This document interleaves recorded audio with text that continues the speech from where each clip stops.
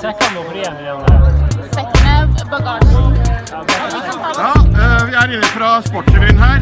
Pål, hvordan synes du det var? Helt knall. Ja, Dette var har du hoppet av løype? ja, kjempefin.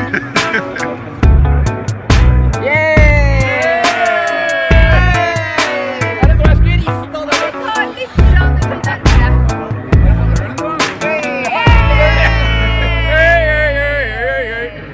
Sånn. Ja, bra.